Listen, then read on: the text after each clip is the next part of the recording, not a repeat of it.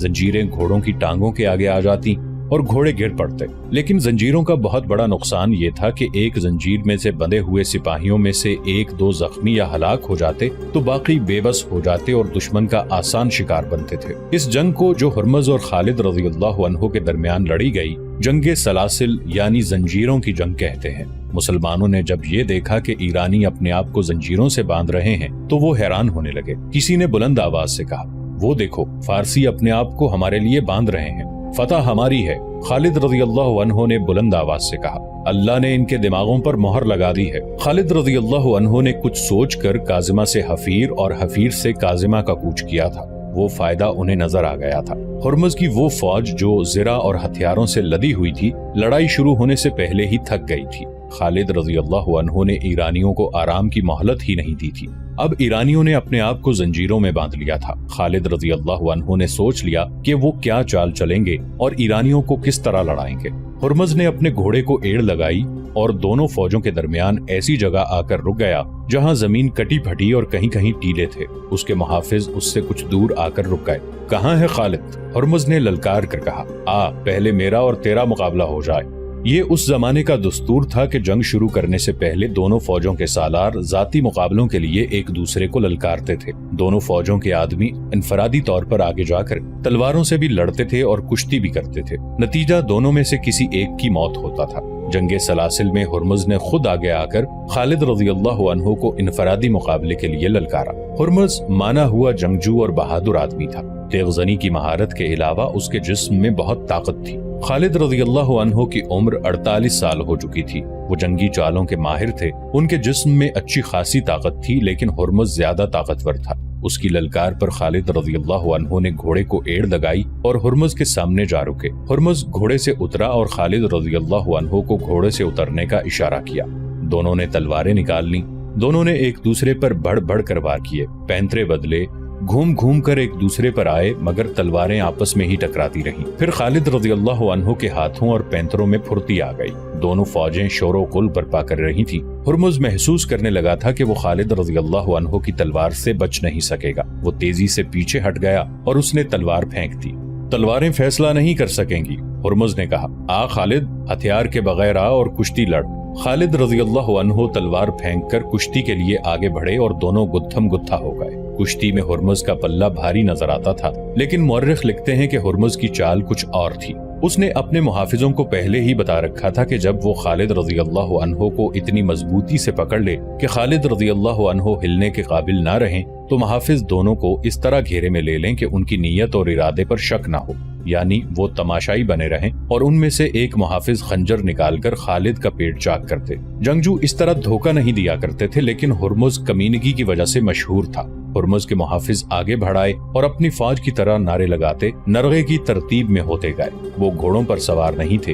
वो घेरा तंग करते गए, हत्ता के दोनों के करीब चले गए। खालिद रज़ियल्लाहु अन्हु की तवज्जो बढ़ गई। हुर्मज ने फुर्ती से खालिद रज़ियल्लाहु अन्हु के दोनों बाजू इस तरह जकड़ लिए कि उसके बाजू खालिद रज़ियल्लाहु अन्हु की बगलों में थे। मुहाफिज और करीब आ गए। हुर्मज ने अपनी ज़बान में मुहाफिजों से कुछ कहा। खालिद रज़ियल्लाहु अन्हु उसकी ज़बान तो न समझ सके, इशारा समझ गए। उन्होंने खतरे को भांप लिया और जिस्म की तमाम तर ताकत सर्फ करके इतनी जोर से घूमे कि हुर्मज को भी अपने साथ घुमा लिया। फिर खालिद रज़ियल्लाहु अन्हु एक जगह खड़े घूमते रहे। हुर्मज के पांव जमीन से उठ गए। खालिद रज़ियल्लाहु अन्हु ने हुर्मज के बाजू अपनी बगलों में जकड़ लिए थे और अपने हाथ हुर्मज की बगलों में ले जाकर उसे घुमाते रहे। इस तरह मुहाफिजों का दायरा खुलता गया और उनमें से किसी को भी आगे बढ़कर खालिद रज़ियल्लाहु अन्हु पर वार करने का मौका नहीं मिला। लेकिन खालिद रज़ियल्लाहु अन्हु का ये दाव ज्यादा देर तक नहीं चल सकता था। वो थक चुके थे। अचानक एक तरफ से एक घोड़ा सरपट दौड़ता आया, जिसे हुर्मज के मुहाफिज ना देख सके।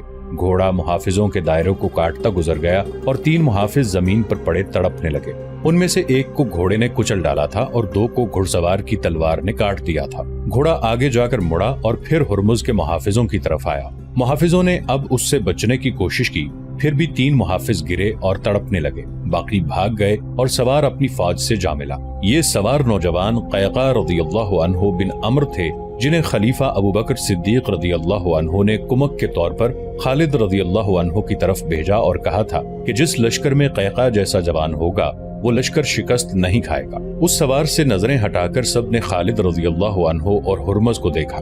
ہرمز پیٹھ کے بل زمین پر پڑا تھا اور خالد رضی اللہ عنہ اس کی پیٹھ پر بیٹھے اس کے سینے سے اپنا خنجر نکال رہے تھے۔ خنجر سے ہرمز کا خون ٹپک رہا تھا۔ قیقاع رضی اللہ عنہ نے ہرمز کے محافظوں کی نیت بھانپ لی تھی اور کسی کے حکم کے بغیر گھوڑے کو ایڑ لگا کر محافظوں پر جا ہلا بولا اور خالد رضی اللہ عنہ کو بچا لیا تھا۔ خالد رضی اللہ عنہ ہرمز کی لاش سے اٹھے۔ ہرمز کی 1,00,000 درہم کی ٹوپی خالد رضی اللہ عنہ کے ہاتھ میں تھی اور اس کے خون میں لتھڑا ہوا خنجر بلند کر کے خالد رضی اللہ عنہ نے اپنی فوج کو کھلے حملے کا حکم دے دیا۔ ان کے پہلے سے دیے ہوئے احکام کے مطابق مسلمان لشکر کے دونوں پہلو کھل گئے اور اس نے دائیں اور بائیں سے ایرانیوں پر حملہ کیا۔ ایرانی اپنے ہرمز جیسے سالار کی موت سے بددل ہو گئے تھے، لیکن اپنی روایتی شجاعت سے وہ دستبردار نہ ہوئے۔ ان کی تعداد مسلمانوں کی نسبت خاصی زیادہ تھی۔ ہتھیاروں اور گھوڑوں کے لحاظ سے بھی انہیں برتری حاصل تھی۔ وہ مسلمانوں کے مقابلے میں جم گئے۔ نظر یہی آ رہا تھا کہ ایرانیوں کو شکست نہیں دی جا سکے گی، یا یہ کہ انہیں شکست دینے کے لیے بے شمار جانیں قربان کرنا پڑیں گی۔ ایرانی سپاہی 5-5، 7-7، 10-10 ایک زنجیر سے بندھے ہوئے تھے اور ہر طرف سے آنے والے حملے روک رہے تھے۔ خالد رضی اللہ عنہ نے انہیں تھکانے کے لیے گھڑ سواروں کو استعمال کیا۔ گھڑ سواروں نے پیادوں پر اس طرح حملے شروع کر دیے کہ پیادوں کو دائیں بائیں دوڑنا پڑتا۔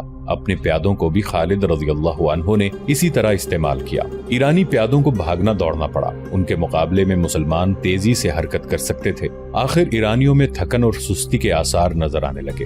انہوں نے اپنی روایت کے مطابق جو زنجیریں باندھ رکھی تھیں وہ ان کے پاؤں کی بیڑیاں بن گئیں۔ ہتھیاروں کی برتری وبال جان بن گئی۔ ایرانیوں کی تنظیم اور ترتیب بکھرنے لگی۔ ان کے قلب کی کمان تو پہلے ہی ہرمز کے مرتے ہی ختم ہو گئی تھی۔ ان کے پہلوؤں کے سالاروں قباز اور انوش جان نے شکست یقینی دیکھی تو پسپائی کا حکم دے دیا۔ پسپا وہی ہو سکے جو زنجیروں میں بندے نہیں تھے۔ ان میں زیادہ تر گھڑ سوار تھے۔ قباز اور انوش جان پہلوؤں سے اپنی فوج کی بہت سی نفری بچا کر لے گئے، لیکن قلب کے ہزاروں سپاہی مسلمانوں کے ہاتھوں کٹ گئے۔ یہ تو آتش پرستوں کا قتل عام تھا جو سورج غروب ہونے کے بعد تک جاری رہا۔ شام تاریک ہو گئی تو یہ خونی سلسلہ رکا۔ مسلمانوں نے ایک بہت بڑے طاقتور دشمن کو بہت بری شکست دے کر ثابت کر دیا کہ نفری کی افراط اور ہتھیاروں کی برتری سے فتح حاصل نہیں کی جا سکتی، جذبہ لڑا کرتا ہے۔ اگلے روز مال غنیمت اکٹھا کیا گیا۔ خالد رضی اللہ عنہ نے اسے 5 حصوں میں تقسیم کیا۔ 4 حصے اپنے لشکر میں تقسیم کر دیے اور ایک حصہ مدینہ میں خلیفہ ابو بکر رضی اللہ عنہ کو بھیج دیا۔ ہرمز کی 1,00,000 درہم کی ٹوپی بھی خالد رضی اللہ عنہ نے خلیفہ کو بھیج دی۔ خلیفہ رضی اللہ عنہ نے یہ ٹوپی خالد رضی اللہ عنہ کو واپس بھیج دی، کیونکہ ذاتی مقابلوں میں مارے جانے والے کا مال غنیمت جیتنے والے کا حق ہوتا ہے۔ یہ ٹوپی خالد رضی اللہ عنہ کی ملکیت تھی۔ یہ دیکھو، باہر آؤ، دیکھو یہ کیا ہے۔ مدینہ کی گلیوں میں کئی آوازیں بلند ہوئیں۔ لوگ دوڑتے ہوئے گھروں سے باہر آنے لگے۔ جانور ہے؟ نہیں، خدا کی قسم ہم نے ایسا جانور کبھی نہیں دیکھا۔ یہ جانور نہیں، خدا کی عجیب مخلوق ہے۔ عورتیں اور بچے بھی باہر نکل آئے۔ سب کے چہروں پر حیرت تھی۔ بچے ڈر کر پیچھے ہٹ گئے۔ جنہوں نے خدا کی اس عجیب مخلوق کو پکڑ رکھا تھا وہ ہنس رہے تھے، اور وہ آدمی بھی ہنس رہا تھا جو اس عجیب مخلوق کی گردن پر بیٹھا تھا۔ یہ کیا ہے؟ لوگ پوچھ رہے تھے۔ اسے کیا کہتے ہیں؟ اسے ہاتھی کہتے ہیں۔ ہاتھی کے ساتھ ساتھ چلنے والے ایک آدمی نے بلند آواز سے کہا، یہ جنگی جانور ہے، یہ ہم نے فارس والوں سے چھینا ہے۔ جنگ سلاسل میں جب ایرانی زرتشت بھاگے تھے تو یہ ہاتھی مسلمانوں کے ہاتھ آیا تھا۔ تقریباً تمام مورخین نے یہ واقعہ لکھا ہے کہ خالد رضی اللہ عنہ نے مال غنیمت کا جو 5واں حصہ خلیفۃ المسلمین ابو بکر رضی اللہ عنہ کو بھیجا تھا اس میں ایک ہاتھی بھی تھا۔ مدینہ والوں نے ہاتھی کبھی نہیں دیکھا تھا۔ اس ہاتھی کو مدینہ شہر میں گھمایا پھرایا گیا تو لوگ حیران ہو گئے اور بعض ڈر بھی گئے۔ وہ اسے جانور نہیں، خدا کی عجیب مخلوق کہتے تھے۔ ہاتھی کے ساتھ اس کا ایرانی محاوت بھی تھا۔ اس ہاتھی کو چند دن مدینہ میں رکھا گیا۔ کھانے کے سوا اس کا کوئی کام نہ تھا۔ مدینہ والے اس سے کام لینا جانتے نہیں تھے۔ اس کے علاوہ صرف ایک ہاتھی سے وہ کرتے بھی کیا؟ امیر المؤمنین رضی اللہ عنہ نے اس کے محاوت کو ہاتھی سمیت رہا کر دیا۔ کسی بھی تاریخ میں یہ نہیں لکھا کہ یہ ہاتھی مدینہ سے کہاں چلا گیا تھا۔ دجلہ اور فرات آج بھی بہہ رہے ہیں۔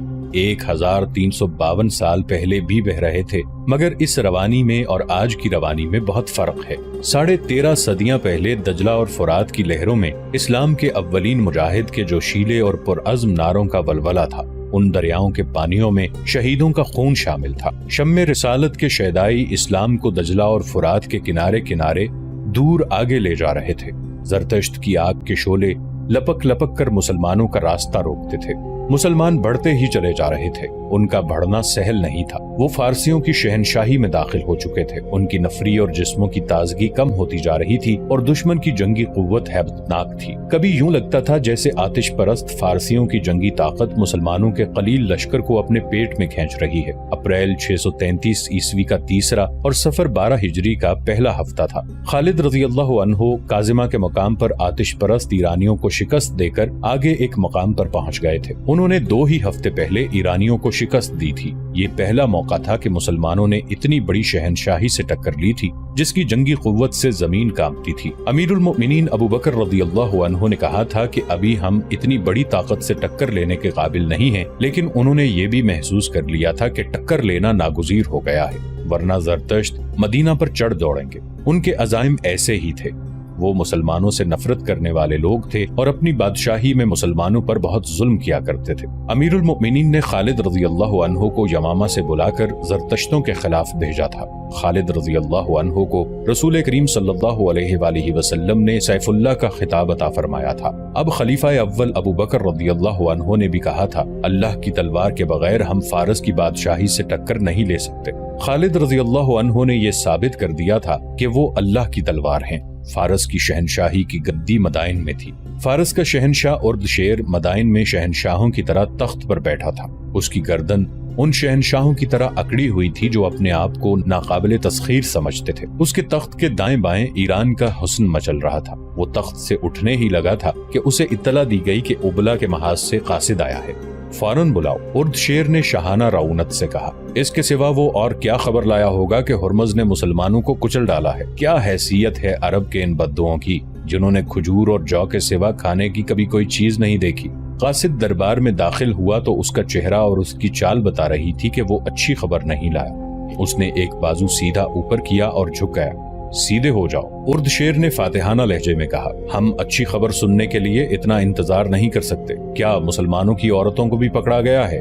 बोलो, तुम खामोश क्यों हो? ज़रतश्त की 1000 रहमत तख्ते फारस पर। कासिद ने दरबार के आदाब के ऐन मुताबिक कहा।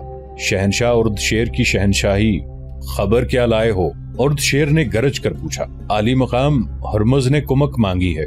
कासिद ने कहा। हुर्मज ने? उर्दशेर चौंक कर आगे को झुका और उसने हैरान होकर पूछा, कुमक मांगी है? क्या वो मुसलमानों के खिलाफ लड़ रहा है? क्या वो पसपा हो रहा है? हमने सुना था कि मुसलमान लुटेरों के एक गिरोह के मानिंद हैं। क्या हो गया है हुर्मज को? क्या उसने सिपाह को जंजीर से नहीं बांधा था? बोलो। दरबार पर सन्नाटा तारी हो गया, जैसे वहां कोई भी ना हो और दरो दीवार चुपचाप हो। शहनशाह फारस की शहनशाही उफक तक पहुंचे। कासिद ने कहा, जंजीरें बांधी थीं, मगर मुसलमानों ने ऐसी चालें चली कि यही जंजीरें हमारी सिपा के पांव की बेड़ियां बन गईं। मदीना वालों की तादाद कितनी है? बहुत थोड़ी शहनशाह फारस, कासिद ने जवाब दिया। हमारे मुकाबले में उनकी तादाद कुछ भी नहीं थी, लेकिन दूर हो जाओ हमारी नजरों से। शहनशाह उर्दशेर गरजा और जरा सोच कर बोला, कारन को बुलाओ। कारन बिन करियानिस ईरानी फौज का बड़ा ही काबिल और दलेर सिपहसालार था। वो भी हुर्मुज की तरह लाख दिरहम का आदमी था और हुर्मुज की टोपी की तरह टोपी पहनता था। इत्तला मिलते ही वो दौड़ा आया। कारन, उर्दशेर ने कहा, क्या तुम इस खबर को सच मान सकते हो कि हुर्मुज ने मुसलमानों के खिलाफ लड़ते हुए कुमक मांगी है?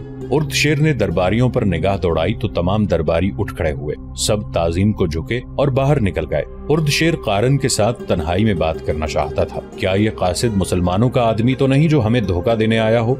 मुसलमान इतनी जुर्रत नहीं कर सकते, कारन ने कहा। मैदान जंग में जरा सी गलती पांसा पलट दिया करती है। अगर हुर्मुज ने कुमक मांगी है तो इसका मतलब ये है कि उसे कुमक की जरूरत है और उससे कोई गलती सरजद हो गई है। क्या मुसलमानों में इतनी हिम्मत है कि वो हमारी फौज को पसपा कर सकें? उर्दशेर ने कहा, उनमें इतनी हिम्मत ही नहीं, बेपनाह जुर्रत भी है। कारन ने कहा, वो अपने अकीदे की जंग लड़ते हैं। अबला के इलाके में हमने मुसलमानों को इस कदर जलील करके रखा हुआ है कि वो कीड़े मकोड़ों की सी जिंदगी बसर करते हैं, लेकिन उन्होंने जमींदोज हमले करके और शबखून मार मार कर इस इलाके में कई चौकियां साफ कर दी हैं। आज तक उन्होंने जितनी जंगें लड़ी हैं उनमें उन्होंने किसी एक में भी शिकस्त नहीं खाई। हर जंग में उनकी सिपाह खासी थोड़ी ही रही है। उनके पास घोड़ों की भी कमी थी। वो लड़ने वाले ही ऐसे थे। शहनशाह उर्दशेर ने कहा, ان में कोई भी हमारी फौज का मुकाबला नहीं कर सकता, लेकिन मुसलमानों ने मुकाबला कर लिया है, कारन ने कहा, और हमारा इतना जबरदस्त सालार हरमुज कुमक मांगने पर मजबूर हो गया है। शहनशाह फारस, दुश्मन को इतना हकीर नहीं जानना चाहिए, हमें अपने गिरेबान में दयानतदारी से झांकना होगा। फारस की शहनशाही का तूती बोलता था, लेकिन हमें इस हकीकत को नजरअंदाज नहीं करना चाहिए कि रूमी हम पर गालिब आ गए थे, और हमें ये हकीकत भी फरामोश नहीं करनी चाहिए कि हम रूमियों का सामना करने से हिचकिचाते हैं। इस नई सूरत हाल का जायजा दयानतदारी से लें शहनशाह फारस। हुर्मुज ने अगर कुमक मांगी है तो इसका मतलब ये है कि मुसलमान उसके लश्कर पर गालिब आ गए हैं। मैंने तुम्हें इसीलिए बुलाया है कि तुम ही हुर्मुज की मदद को पहुंचो। उर्द शेर ने कहा, अगर हुर्मुज घबरा गया है तो उसकी मदद के लिए अगर उससे बेहतर सालार न जाए तो उसी जैसे सालार को जाना चाहिए। तुम ऐसा लश्कर तैयार करो जिसे देखते ही मुसलमान सोच में पड़ जाएं कि लड़ें या मदीना को भाग जाएं। फौरन कारन, फौरन। कारन ने उसे सलाम किया और लंबे लंबे ढग बरता चला गया। ईरानियों का सालार कारन बिन करियानिस ताजा दम लश्कर लेकर उबला की तरफ रवाना हो गया। वो पूरी उम्मीद लेकर जा रहा था कि मुसलमानों को तबाह बर्बाद करके लौटेगा। वो अपने लश्कर को दजला के बाएं किनारे के साथ साथ ले जा रहा था। उसकी रफ्तार खासी तेज थी। उसने मजार के मकाम पर लश्कर को दरियाए दजला पार कराया और जुनूब में दरियाए मौक्कल तक पहुंच गया। जब वो दरियाए मौक्कल के पार गया तो उसे हुर्मुज के लश्कर की टोलियां आती दिखाई दी।